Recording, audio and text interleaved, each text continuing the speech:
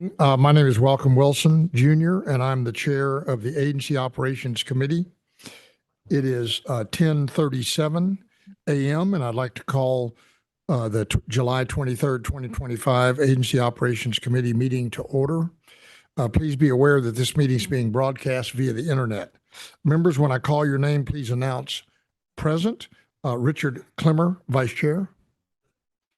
Emma Navarez. Present. Juan Navarez. Present. Ashley Thomas.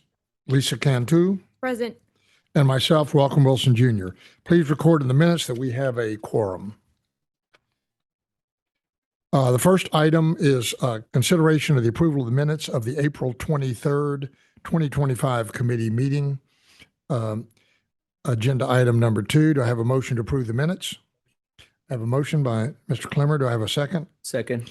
Second by Mr. Navarro. Any discussion? If not, all those in favor say aye. Aye. Aye. Any opposed? Hearing none, the motion passes. Agenda item 3 is public testimony. We do not have any registered to testify today, so we will go on to the next item. Agenda item 4 is consideration possible action to approve the consent calendar. The consent calendar includes items that can be approved without comment or discussion. This allows us to save time for other items that need more of our attention. The consent items are highlighted in gray on the agenda. Members, the following item on the consent calendar for consideration is agenda item 5A, report on grants and contracts.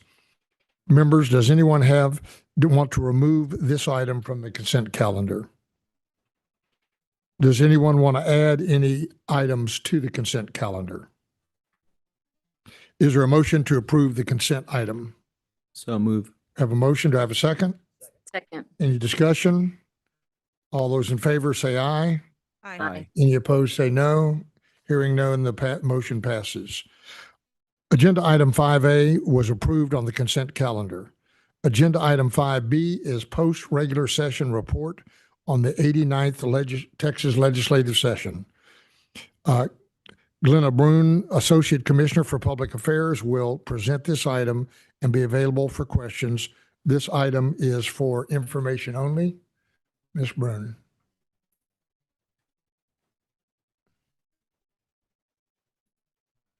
Thank you. Good morning, Mr. Chairman, Commissioner, committee members. Glenna Brune, Associate Commissioner of Public Affairs. This morning, I'll provide an overview of some of the critical policy and funding decisions made during the 89th legislative session, one of our most successful sessions to date.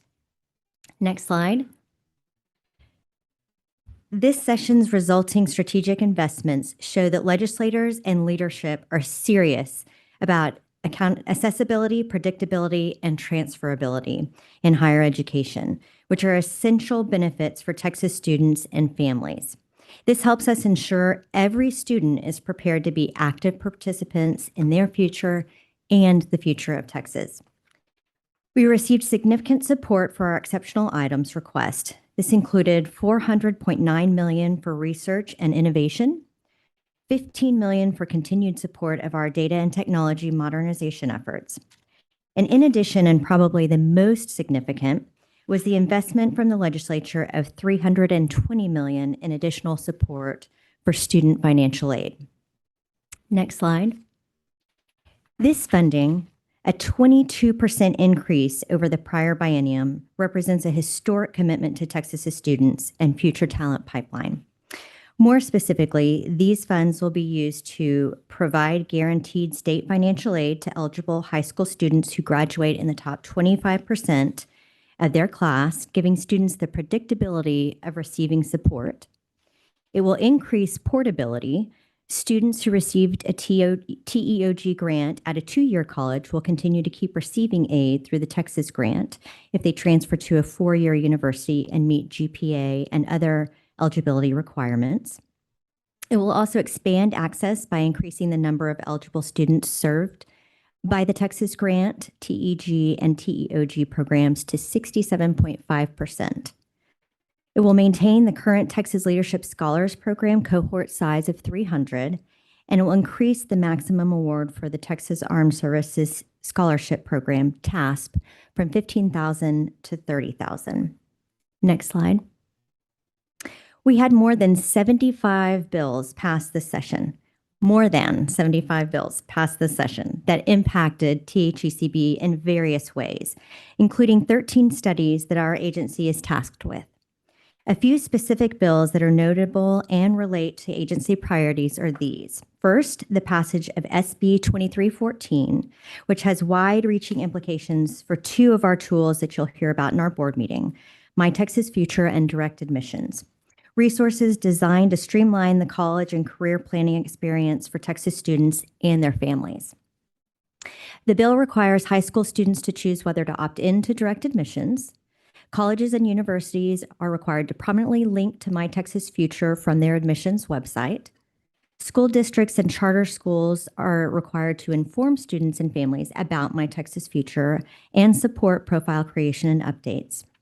This represents a significant opportunity to reach hundreds of thousands of students across Texas, making college and career pathways more accessible, navigable, and student-focused at an unprecedented scale. The legislature passed SB 2231 to designate the second full week of October 13th through the 19th as Free College Application Week. We are very excited about this.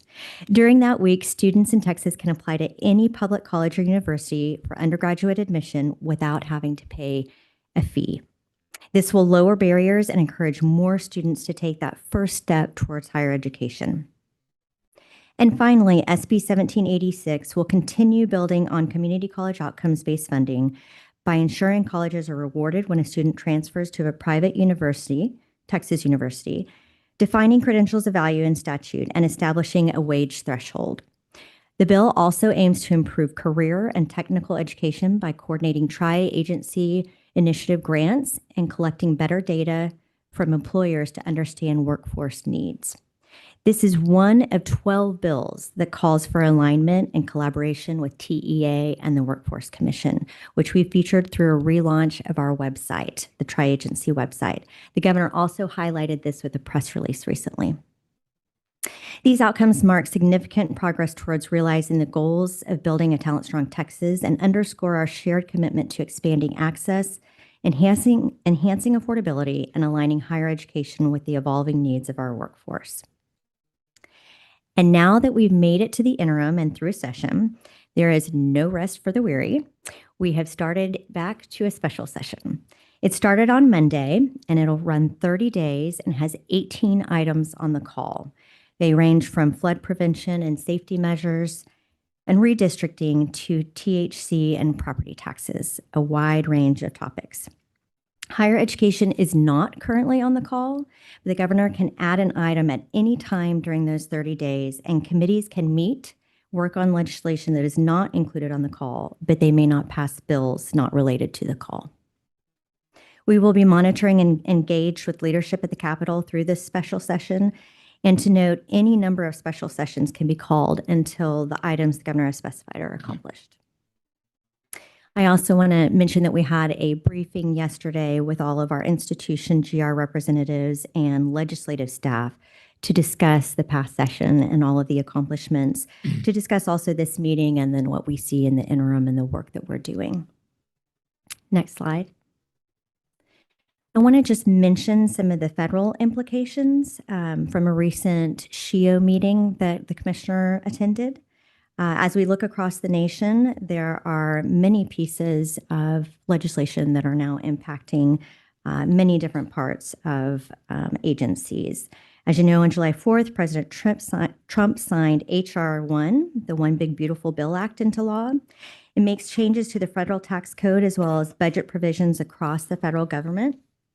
In the One Big Beautiful Bill, there are several key higher education features. One, there's exemptions of assets on FAFSA, including small businesses, family farms, commercial fishing businesses.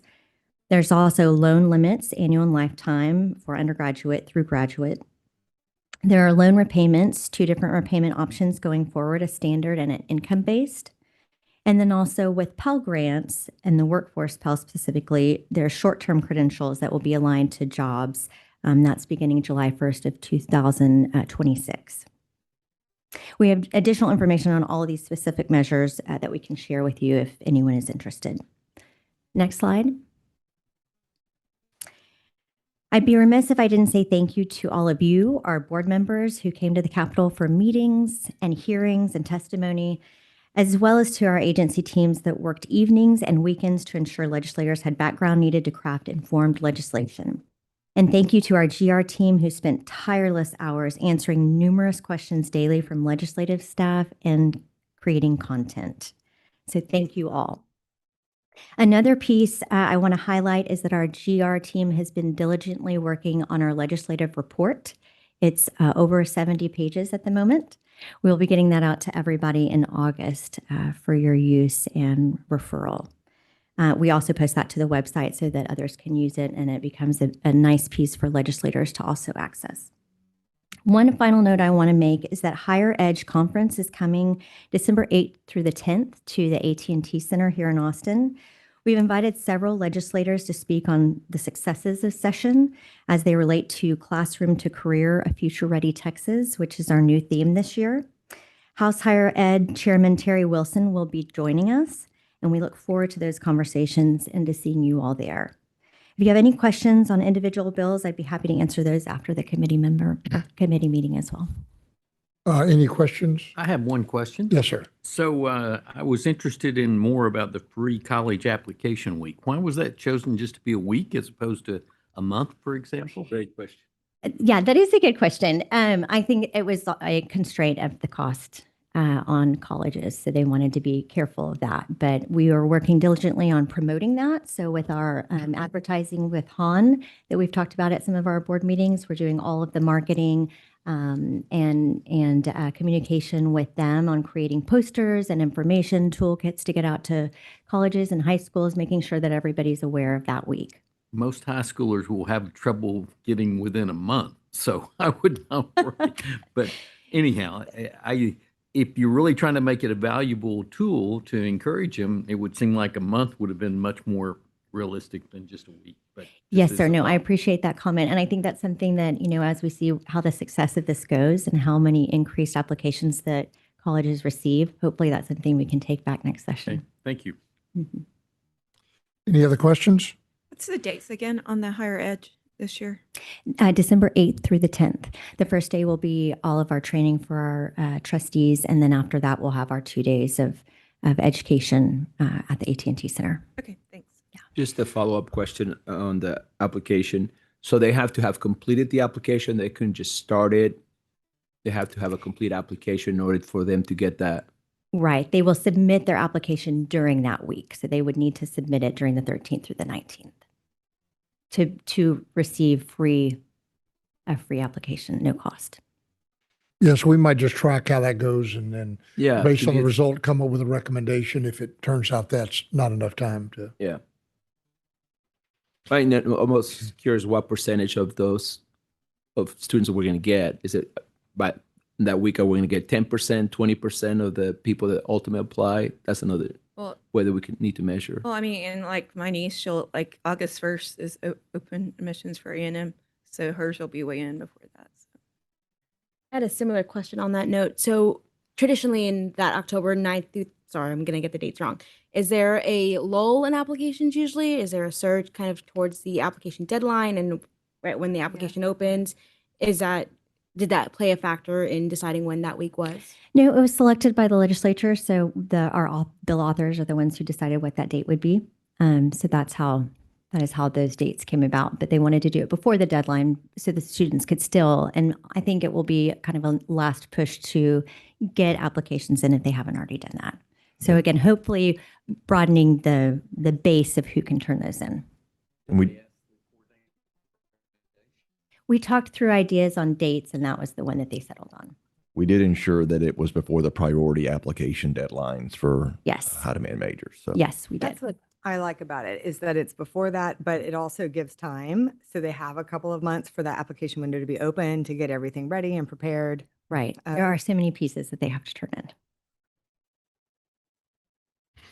Any other questions?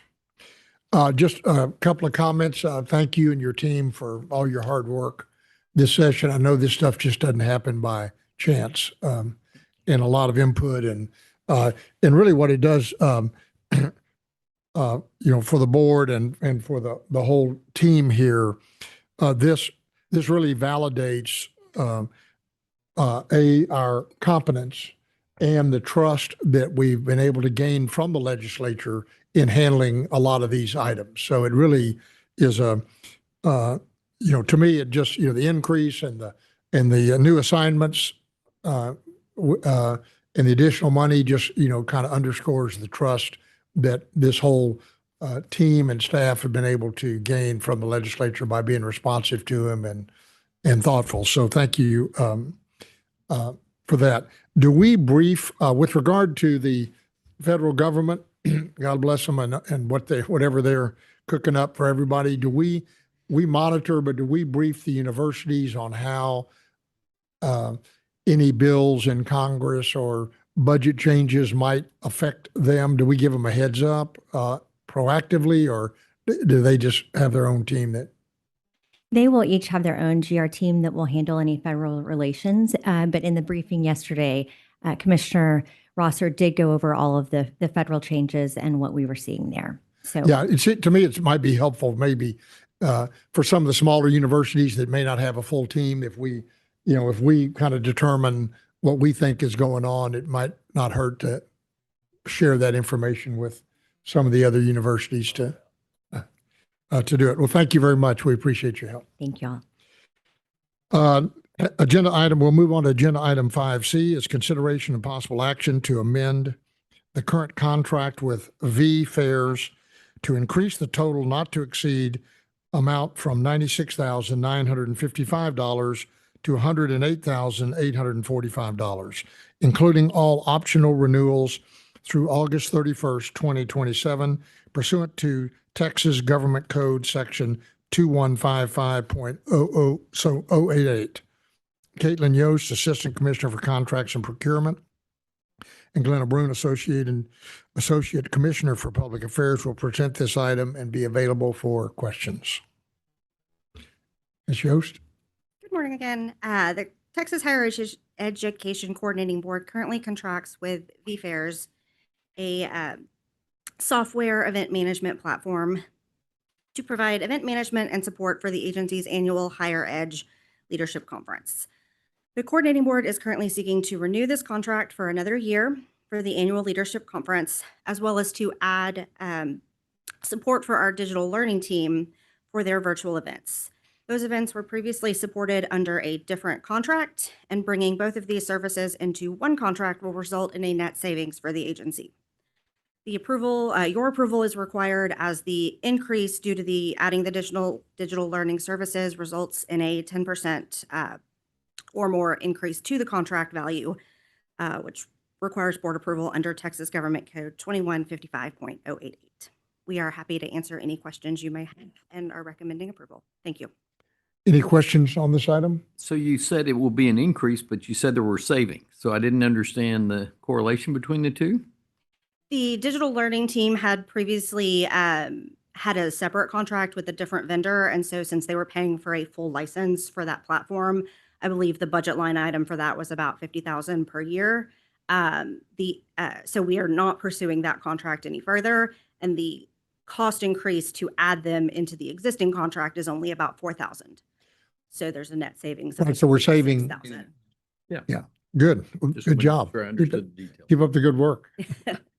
Have they done this digital platform before? I guess because they obviously Edge is mostly in person. So is this group familiar with it? Yes, they were our vendor at last year's Higher Ed conference as well. Yeah, but you're adding the digital portion. Correct. They have experience with virtual events. Okay. Great. Thank you. No more questions. Can I have a motion to approve this item, please? So moved. So moved. Do I have a second? Motion and second. All in favor, please indicate by saying aye. Aye. Any opposed? Hearing none, the motion passes. Agenda item 6A is the review of the fiscal year 2025 financial report to the board. This item is for information only. Anthony Infantini, Chief Financial Officer, will present this item to the committee and be available for questions. Again, this is for information only. Good morning, all. My name is Anthony Infantini, CFO, and it's my pleasure to present the financial report. So this report is the activities for 9 months of our 2025 fiscal year. It began in September and is the second year of our current fiscal biennium that's going to end on August 31st. The budget adjustments here are primarily the unexpended balance movements that move funds from the first year of the biennium to the second year. And as this year finalizes, we are continuing to monitor cash availability and needs across the agency to kind of process additional adjustments where money can be deployed. These authorities are generally residing in our budget riders and impact movements within the biennium. And as I mentioned last quarter, we're looking at a detail level to be able to react swiftly. And we do believe we have all the authority in our transfer and rider provisions and flexibility to have enough flexibility to do so. So at this point, we're just kind of watching throughout the end of the year and seeing what we can do with this money in the last handful of months. And kind of want to shift over to our bond and loan profiles toward the end of the report. I mentioned previously our loan demand has been lower this year, primarily due to the full implementation of the manageable debt limits that were put in place this biennium. We did, though, complete a bond sale this quarter for about $100 million of proceeds. It was a unique sale as kind of the timing of that ran up against this federal legislation that had a lot of uncertainties for student loans and the tax-exempt nature of the bonds in general. So we had that. There was some market premium being demanded for student loan bonds across the board, which kind of tied to that uncertainty. But when the bill finalized, the tax exemption for our bonds does remain as of now. But there are those federal changes to the loan programs, including some of the debt limits that are similar to what we put in place this biennium. So those changes, we don't expect to have an immediate impact on the demand for our loan program, but it's something we're going to monitor and may eventually impact the sizing and the amount of loans we issue in the future. But given the lower demand in our current year, we do have enough cash on hand to be able to offer the same exact interest rate on our student loans for the 2025 to 26 academic year, which is a fixed rate of 6.3%, with the option for borrowers to lower that to 6.05% by electing automatic payments. So it means, once again, that our CAL program is going to offer a lower loan rate than the federal direct loans for undergraduates, which was recently reset to 6.39% for the 2025 to 26 academic year. Quick question on that. Yes. Do they have the option to refinance at a later time? Refinance our borrowers. Yeah. It's a fixed rate, so no. So there's no option to refinance. But we can. I never took a loan. Yeah, thankfully, prepayment. So I didn't know this portion. He's talking about prepayment. Is there? They can prepay at any Prepay, time. but Right. there's no Understood. We can actually interest offer, rates are scheduled to go down in 1 or 2 years. They're stuck with a 6.3. we can offer a lower rate in the future. So the way it's usually tied to our bonds. So the rate that we borrow at really dictates the rate that we lend at. And since we're borrowing at fixed rates, we offer loans at fixed rates. What is on the table and what has happened recently was when the rates have decreased. So the bonds we offer are with the market, they're non-callable for the first 10 years. Okay. But after 10 years, we can call those bonds in a lower interest rate environment. And then at that point, it will benefit us to lower the rate of those loans, because otherwise we may risk collecting too much in interest from the tax exempt nature of those bonds and owe money to the IRS. So one of the things looking forward, we may, we weren't sure how the bond portfolio was going to shake out with this federal legislation, but so we do have more cash than we may need to offer. We may have enough cash on hand to offer loans without issuing any bonds next academic year. But what we will do is, if those rates do go down, look at the bonds that are callable and see if there are some ways we can refinance or refund those bonds using proceeds, and then use that as a way to adjust the overall interest rates offered. Yes, so it sounds like that if you get a student loan now, if it's non-callable for 10 years and we're trying to match Yep. A to B, that it's in 10 years, you'll have an opportunity to, you can either pay it off, but as far as getting a new loan to pay off the old loan, it's 10 years and then you can reapply. Right. And there are other, borrowers do have the option of consolidation, outside of our program to kind of, which was another avenue folks pursued, I believe, in the past. And, certainly in the last 5 years, they could consolidate loans at a lower rate, and that would pay off existing loans as well.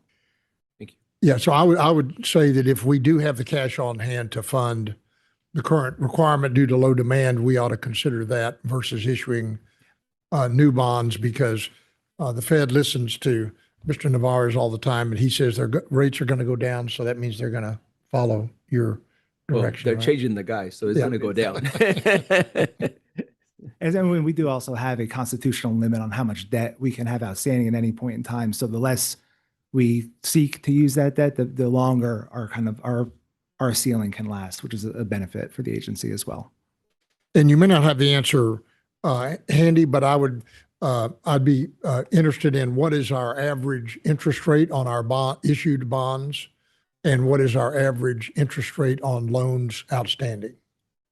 Just to kind of get a balance, if you don't mind, brief the board on, because tracking that will kind of tell us how we're looking. Absolutely. And next quarter, even though we may have enough cash that we may anticipate issuing new loans, we still would need board approval and a bond authorization to kind of even pursue the refunding bonds next year. So in October, we typically present that to the board. So part of that presentation, we can have our financial advisor. If you don't and our mind, bond yeah, counsel. Absolutely. I'm just curious as to the balance between the two. I want to make sure we're, not charging less than we were paying out. So, Yep.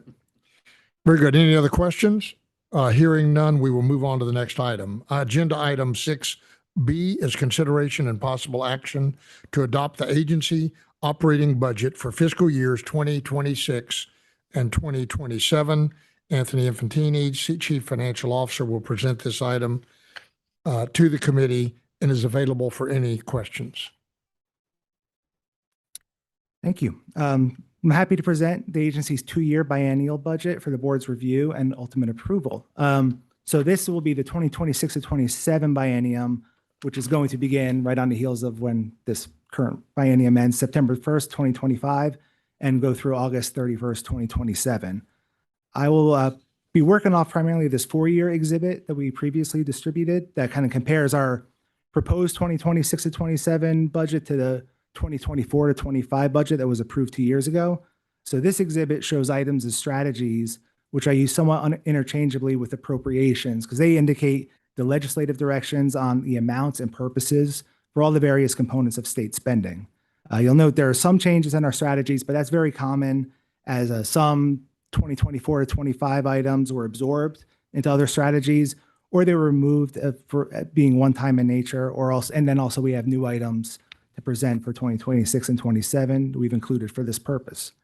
This accompanying slideshow is intended to help inform some details of these figures, but I'm happy to stop at any time should you see anything that you would like clarified. Next slide. So going back to our prior budget presentation in July of 2023. In that previous slide, on the new programs that come up, just take one example, like the veterinary medicine study, what would that encompass then? Is that just determined by the legislator, or? It is. So these would be an item that was added to the Appropriations Act throughout. We'll walk through the committees, but during that process, there's an item that we didn't have in our current strategy or appropriation that they've added to two things. Generally, is driven by either a bill passing, or it could just be a rider they add with kind of money and direction on how to spend the money, spend those funds for the next biennium. And so like that, in that case, a study would be if there's enough veterinary schools? It in will the state? depend. I will have to look at the rider itself. But there's components of like what they want studies to represent. It could be anything. Yeah. And some studies that I think Glenn had mentioned, there's 13 studies. Not all of them did they add items. We only have 2 studies where they added specific appropriations for us to spend money on that purpose. Okay. Yeah. Thank you. Of course. So the budget that was approved 2 years ago was just under $3 billion. This proposed operating budget started with our legislative appropriations request, or LAR, which was approved by the board last summer and included the agency's base budget request and our additional requests or exceptional items. For the 2026-27 appropriations base budget, it was about $2.78 billion, which accounted for the removal of what was deemed some of those one-time items in the 2024 to 25 budget. And as we noted, we'd had 3 exceptional items for over $750 million for financial aid, research, and agency technology.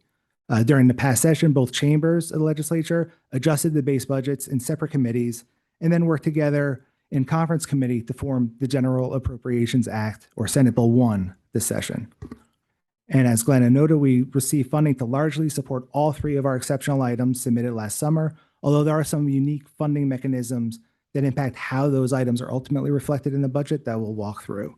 The result is an agency budget that exceeds $3.3 billion over the next 2 years and is in alignment with all amounts and rider provisions in that Appropriations Act. Next slide. So here are the exceptional items. There's a summary table. So the financial aid ask, as noted, was very significant and contained a number of components. However, you can see despite this large scale of the ask, a large percentage of that item was indeed funded. The second item called out there is the Texas Research Incentive Program, or TRIP. You may recall from our introduced budget presentation in January that the current legislature supported funding amounts to eliminate the backlog in that program contingent on the program being repealed. So the amount ultimately funded, the $400 million, is based on what was last approved by the board in January, and the legislature did also pass Senate Bill 2066, which eliminated the program. But this amount was appropriated to the agency in House Bill 500, which was a supplemental appropriations bill. This was recently made available to us, so we don't have to wait until September 1st to spend that money.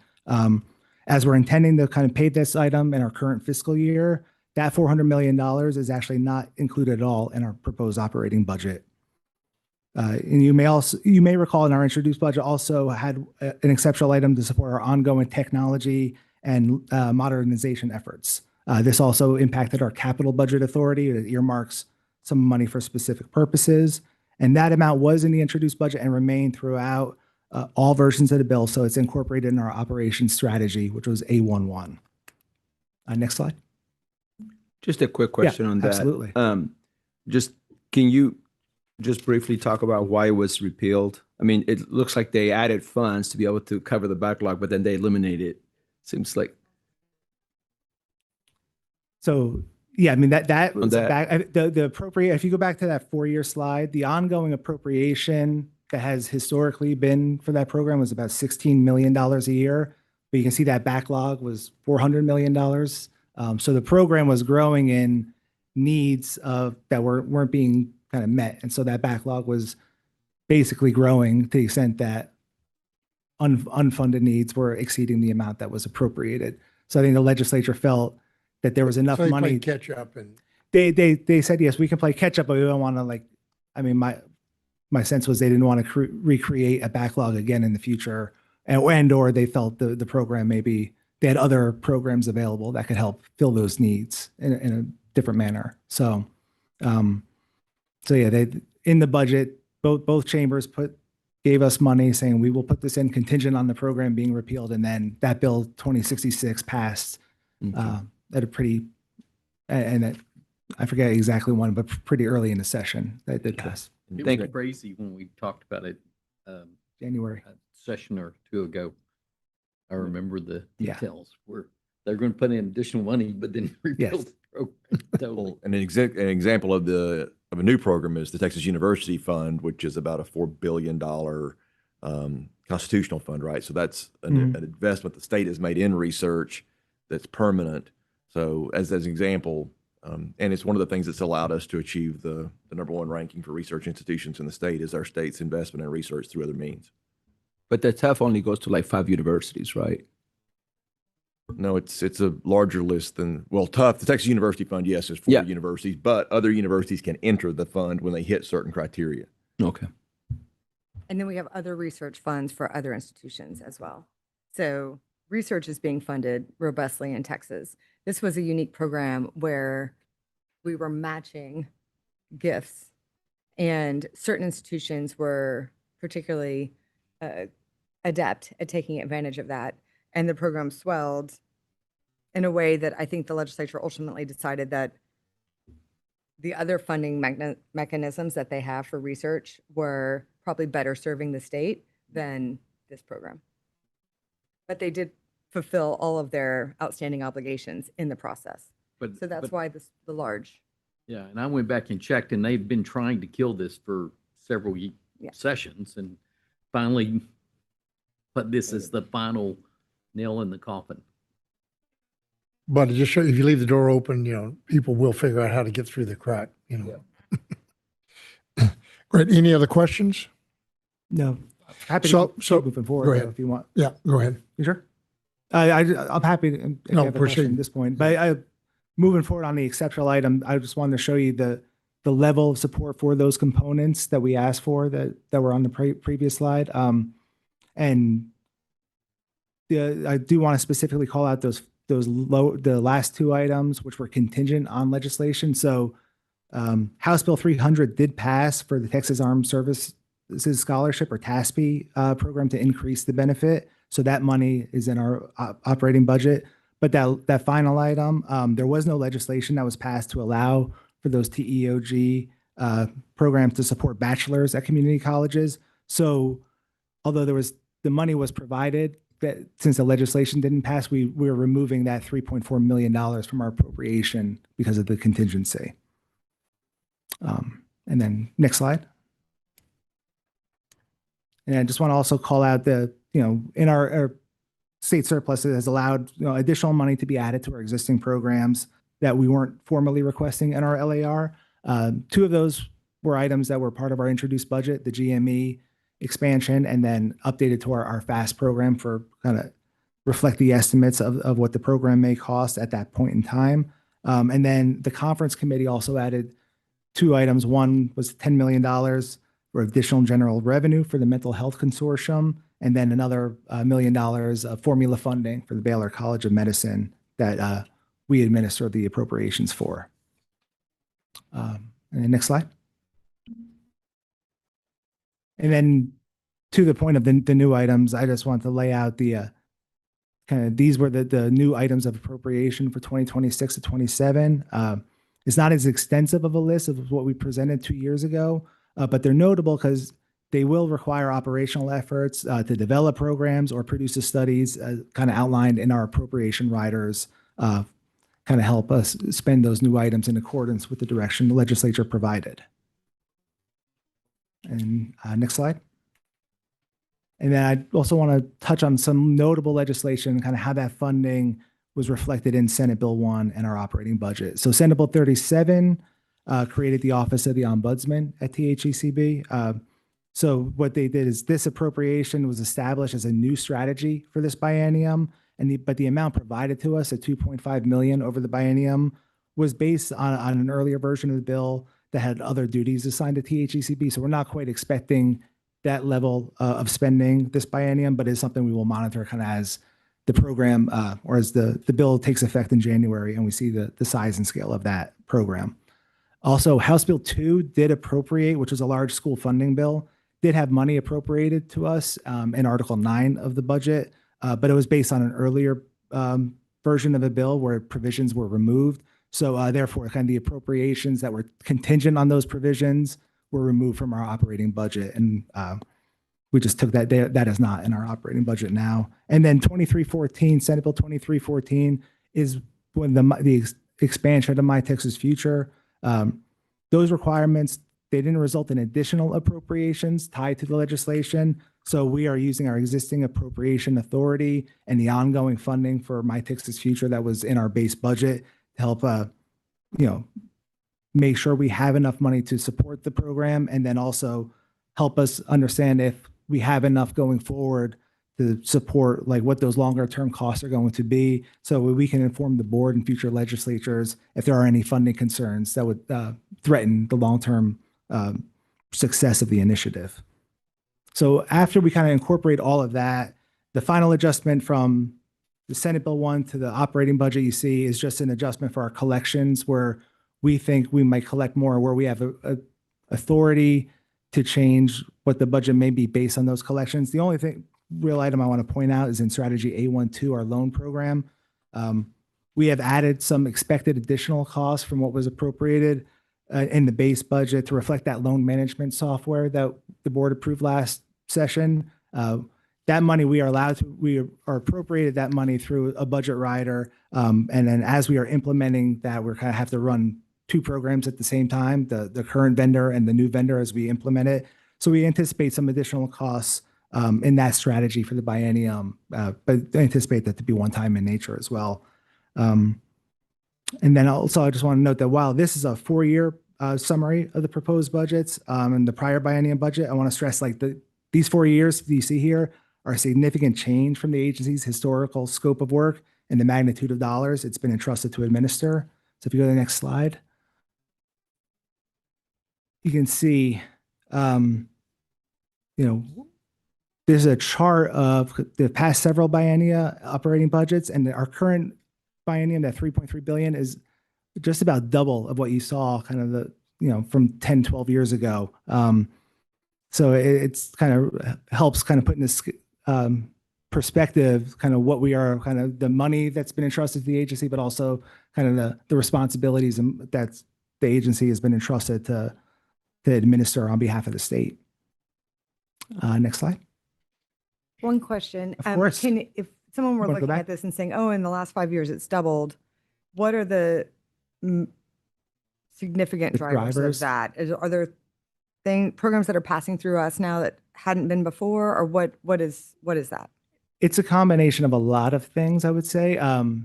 The biggest dollars are those financial aid programs that we mentioned before, Texas grants, TEOG. House Bill 8 had a big impact on that as well. And is that the state is now investing in a wholly different way than it did before in those programs, or is it that they are passing through our budget and they weren't before? They're just adding dollars to the program Okay. primarily, although there are changes as well. As we've noted, I think even the exceptional item, they're kind of changing some of how we administer about who's a renewal, what level, who's guaranteed this money. And so they're adding money to kind of support, certain initiatives that are being passed as well. But also things that have changed kind of, the GME program has grown dramatically in the last handful. It just started, I want to say, in that 2014 to 15 biennium. And now it's almost a $300 million, largely GR program. Maybe another way of asking is, what percentage is that administrative budget versus money that's just passing through? So I think that's kind of the potential concern, right? Is the growth just administration, or is it just funds that are actually passing through? At first blush, someone might look at this and think we're kind of running away. But if it speaks to a different level of investment by the state in higher education, it's helpful to be able to explain That's where right. that money's going. And that 4-year presentation kind of gets at that point to a large extent, because that we kind of tie that the items in goal A are operational in nature to a large extent. That's where our personnel is situated. That's where some of our discretionary type programs are, although there are grant programs to try to fund through that as well. And then the other items are really all passed through, and that's historically been at least 95% of the agency's budget, and still is here. But it does represent a true increase in spending on Good. higher education, even if it's research grants or whatever by the state of Texas compared to where it was. Absolutely. I mean, that's real dollars. Yes. So it sounds like it's a combination of the state doubling down on existing programs we had and upping the ante, at plus assigning us new assignments Yes. and the funding to carry out those new tasks. And I think where he's headed is just, we want to make sure that, notwithstanding that, we're not just, Troutman's not over there Yes. giving out. Yes. No, I'm just teasing. and I will say, one of the things we are cognizant of is everything, and when I mentioned we're starting goal B all the way down through, that money stays in those strategies or kind of stays in a similar strategy unless there is a rider that specifically allows that or directs it to be used for administration. They may carve out, you can use 3% of this for administration, 5%. Beyond that, we don't take 20% of the Texas grant money and use that to fund another Right. program. Got it. Correct. Great. Any other questions? So this is really the legislature has passed our budget for the next biennium. The governor has approved it. We got our, this comes into play September 1st. And so this budget is what we're going to do with that appropriation that's been approved by the legislature. Precisely. Exactly. Great. Any other questions? If not, do I have a motion to approve the agency operating budget for the fiscal years 2026 and 2027, please? So move. Have a motion. Do I have a second? Second. Motion and second. All in favor indicate by saying aye. Aye. Aye. Any opposed? Hearing none, the motion passes. We will move on to agenda item 6C is consideration and possible action to approve the Texas Department of Information Resources interagency contract budget for data center services. Anthony Infantini, Chief Financial Officer, will present this item to the committee and be available for questions. Thank you. The one last item for you is tied to this operating budget. So similar to 2 years ago, we have an item, or so like, I would say majority of agencies, I don't want to say all, the coordinating board must enter an interagency contract with the Department of Information Resources each biennium to pay for costs related to the state's data center services or DCS program. Payments for this interagency contract are under the data center services budget are governed by our capital budget rider appropriations. And this item here is a request for the board to approve the interagency contract with DIR in an amount that totals $25 million for the biennium. These costs are mandatory items from the data center services to provide support for our network servers and other IT-related services.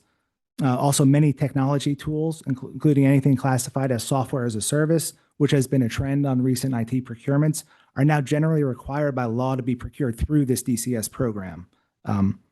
For this upcoming biennium, there's one additional consideration in setting this limit. As prior capital budget items, we could increase or decrease by 25%. We were allowed by law. However, reflecting the reality of these requirements of IT procurements to go through the data center services, what the legislature did in Senate Bill 1 was allow for all of our technology capital budget items to be transferred without limit into the data center program. So what they're saying is we've approved these items. If you have to buy them through the data center, you can do so. These transfer limits won't apply. As you recall, the $15 million technology exceptional item contained items not only for data center services directly, but also cybersecurity and legacy modernization capital budgets. And if those ultimately have to be procured through the DCS program, setting the limit at that $25 million will allow us to do so without really changing anything in our underlying appropriation authority. So we're just reflecting the maximum to reflect that and also have some additional flexibility to increase if we have money in other appropriation items, should costs need to flow through the data center as our needs develop and we pursue our procurements for the biennium. And with that, I'm happy to answer other questions you may have and recommend approval of this item. Members, any questions on this item? Thank you, Mr. Infantini. If not, we will consider a motion. Do I have a motion to approve the Texas Department of Information Resources interagency contract budget for data center services? Do I have a motion? I have a motion from Mr. Clemmer. Do I have a second? I'll second. Second. All in favor indicate by saying aye. Aye. Aye. Any opposed? Hearing none, the motion passes. We will move on to internal audit. The exciting part of our agenda. Agenda items, I'm just teasing him because I had the. Harvey's very necessary. This is very, We took that very sincerely, Chair. no, we're working on a reality show behind Mr. Gonzalez. Agenda item 7A is consideration and possible action to approve the internal audit plan for fiscal year 2026. R.B. Gonzalez, Assistant Commissioner for Internal Audit, will present this item and be available to answer any questions. Mr. Gonzalez.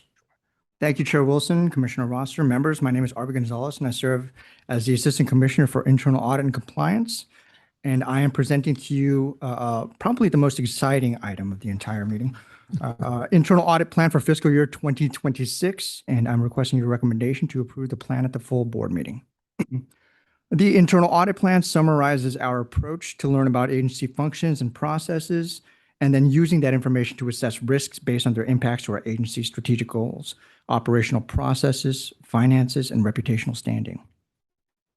The plan includes 5 proposed projects related to 1, taking a broad look at our agency's grant administration process, specifically focusing on processes to monitor and review grant requirements and outcomes. 2, community college finance in order to continue presence in this very impactful program. 3, direct admissions, because it's such a high visibility initiative directly aligned with our agency's strategic goals. 4, continued information technology and data security projects. This past year, we contracted with an IT audit firm to provide co-sourced projects for us. The first project that they're completing for us this fiscal year is a risk assessment on information technology. We'll continue that contract and use that risk assessment to focus on IT projects in the future. And then 5, a project related to procurement and contracting, which is statutorily required to be in the plan. We'll hone these subjects into more focused audit objectives when we engage these projects in fiscal 26. We feel that these projects align with what's important to our agency. We want to do work that matters. This plan is also flexible, and we're ready to take on projects to address emerging risks or events should they occur. The plan also includes other activities that our internal audit function completes throughout the year, including continuing professional education for our auditors, following up on previous audit recommendations, continued internal audit processes, namely to align with new audit standards that were released earlier this calendar year, and a look at external peer review of our internal audit function that's due towards the end of this fiscal year. This concludes my presentation related to the audit report. I'm available to address any questions or comments. Great. Any questions from the committee? Really, Mr. Gonzalez's team have really identified, probably the ongoing areas where we're the most vulnerable, and have really identified great subject matter and programs to track those. And as you know, we're in a changing world, so those new demands show up all the time, and he and his team have really done a good job of prioritizing those for this audit plan.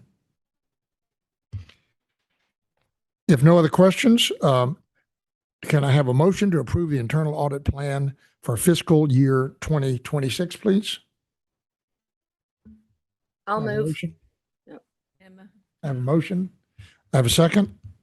Second. Motion and second. All in favor indicate by saying aye. Aye. Aye. Aye. Any opposed? Hearing none, the motion passes.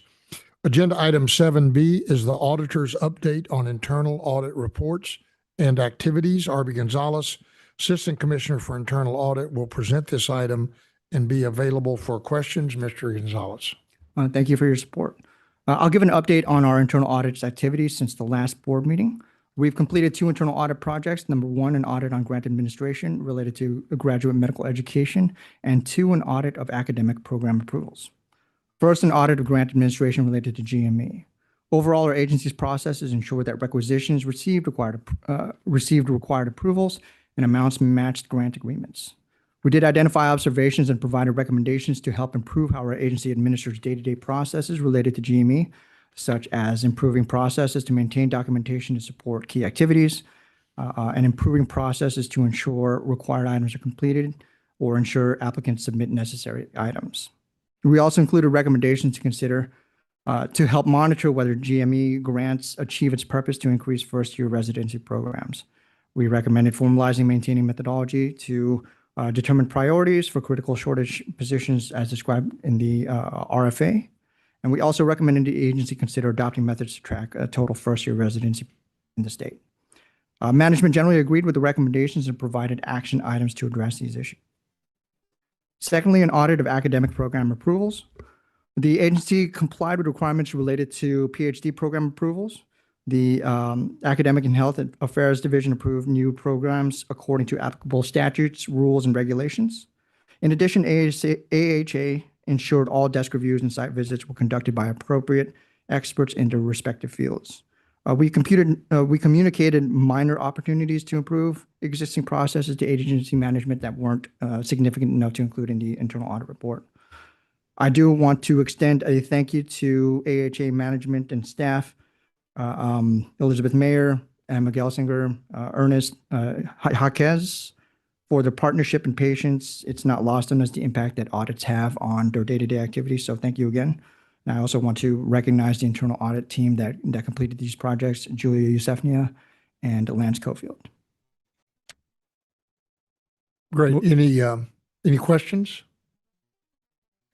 And really the team, kind of the approach on the internal audit kind of approaches is more of a, not just to monitor, but to offer suggestions and help for the universities and others to work through their, some of them are understaffed and under-equipped to handle some of this stuff, so that compliments to the team for your, kind of proactive approach in helping some of these universities and others help themselves. So I'm sure they appreciate it and we appreciate it. We try our best.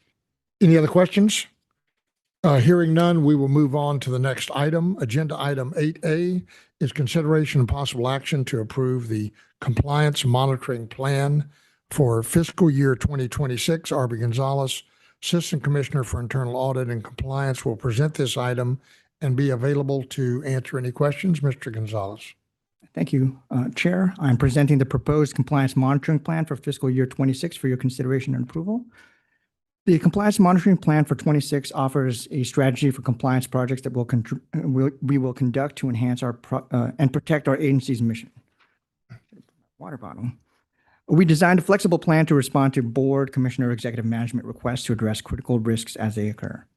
We believe this plan provides coverage of key compliance monitoring risks given our capabilities and resources. And we presented 14 funding, 14 financial assistance projects, and included projects related to sexual misconduct reporting. We'll determine the number of those projects as institutions submitted certifications in October. We also conduct follow-ups on, we have 6 institutions that have current compliance monitoring issues that we'll follow up on. We have a special project on compliance monitoring plan to understand and provide information on community colleges' implementation of the community college finance model. Our goal with this project is to give information to help management with policy decisions and to continue to hone and improve CCF. We developed these projects in this plan by systematically assessing risks, including reviewing statutorily defined risks, discussing risks with management, discussing risks with other stakeholders, including institutions, and using our own professional judgment. We're requesting your recommendation to approve the compliance monitoring plan for fiscal year 2026 at the full board meeting, and this concludes my presentation. Thank you very much. Members, do we have any questions on this? If not, do I have a motion to approve the compliance monitoring plan for fiscal year 2026? May I have a motion, please? So moved. I have a motion by Mr. Navarro. So I have a second. Second. I have a motion and second. All those in favor indicate so by saying aye. Aye. Aye. Any opposed?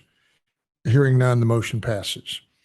Agenda item 8B1 through 7 are the auditor's update on the state and federal compliance monitoring reports and activities.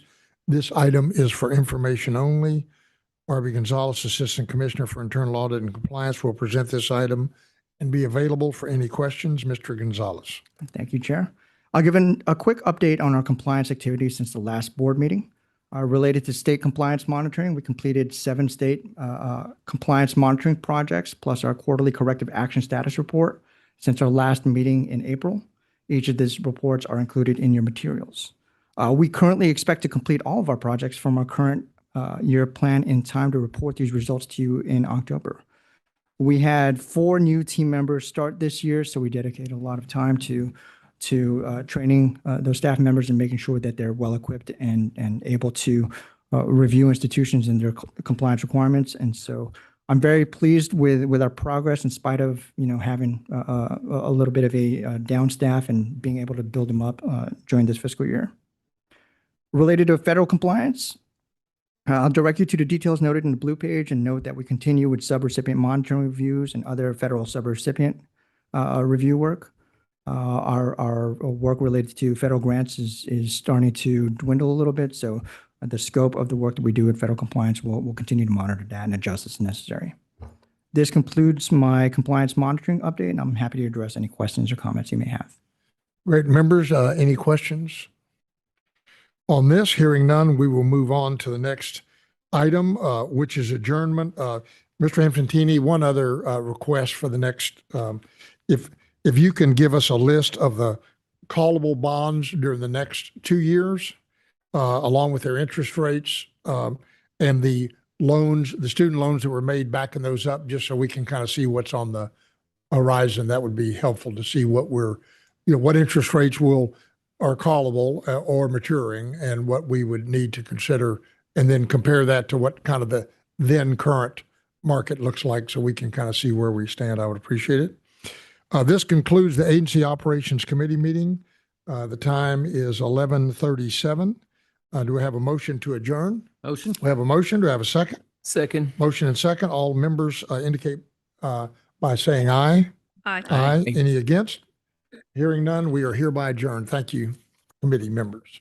Appreciate it. And thank you, team. We appreciate all your work, and this, it makes our job easy because of all the work you guys do. So we appreciate